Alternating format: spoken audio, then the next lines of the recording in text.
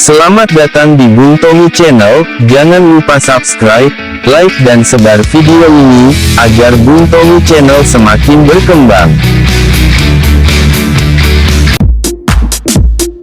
Sedikit memberikan informasi kepada teman-teman yang sudah hadir di Bung Tommy Channel. Kantor Hukum Muhammad Tommy Adrianto SH, melayani jasa pengacara atau advokat, konsultasi dan bantuan hukum.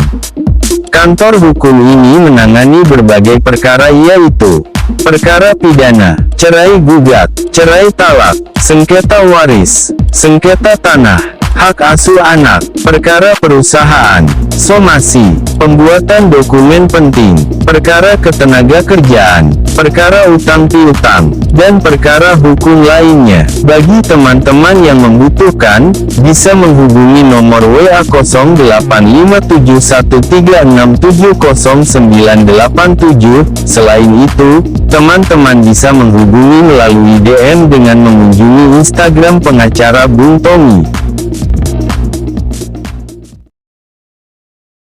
KPK telah memeriksa Direktur Utama Dirut PT Hutama Karya, Budi Harto, dan Direktur Keuangan PT Hutama Karya, Hilda Safitri, sebagai saksi terkait kasus dugaan korupsi proyek pembangunan kampus IPDN, Goa, Sulawesi Selatan, Sulsel.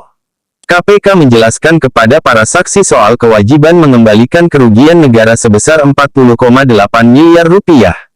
Tim penyidik menjelaskan kepada keduanya terkait adanya kewajiban PT HK Hutama Karya dan tata cara serta tahapan pembayaran pengembalian atas kerugian negara dalam perkara korupsi pembangunan kampus IPDN tahun 2011 sejumlah sekitar 40,8 miliar rupiah, kata PLT juru bicara KPK Ali Fikri kepada wartawan, Selasa tanggal 1 Maret tahun 2022. Keduanya diperiksa sebagai saksi untuk tersangka Dudi Jokom, selaku mantan pejabat pembuat komitmen PPK Pusat Administrasi Keuangan dan Pengelolaan Aset Sekretariat Jenderal Kemendagri. Ali turut mengapresiasi kehadiran kedua saksi tersebut karena mendorong KPK dalam upaya pengembalian aset negara.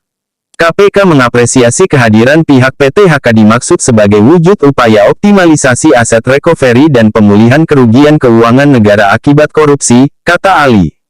Ali juga berharap pihak lainnya turut berupaya mengembalikan uang dari hasil korupsi.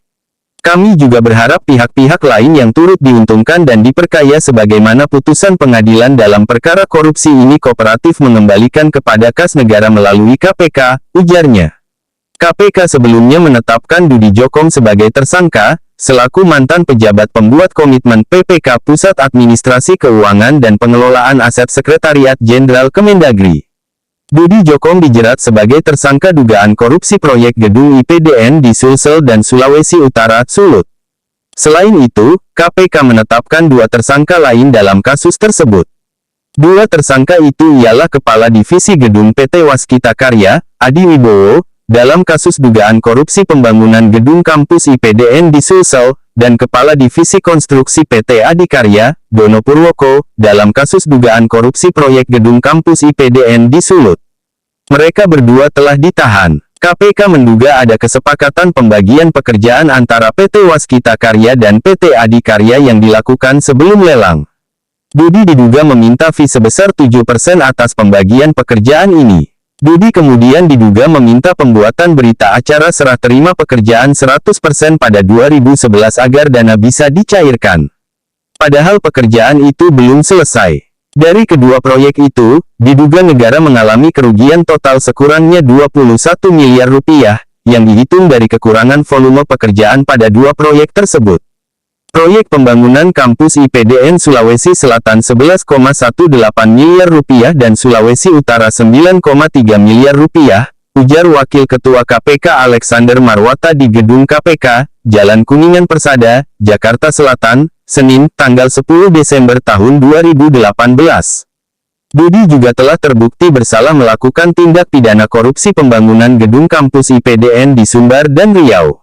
Dalam kasus itu, ia telah divonis bersalah di kasus korupsi pembangunan gedung kampus IPDN Sumbar dan dihukum 4 tahun penjara serta denda 100 juta rupiah subsidiar 1 bulan kurungan.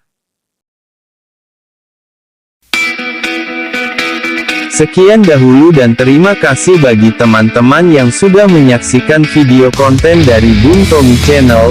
Sampai jumpa lagi di video-video konten selanjutnya.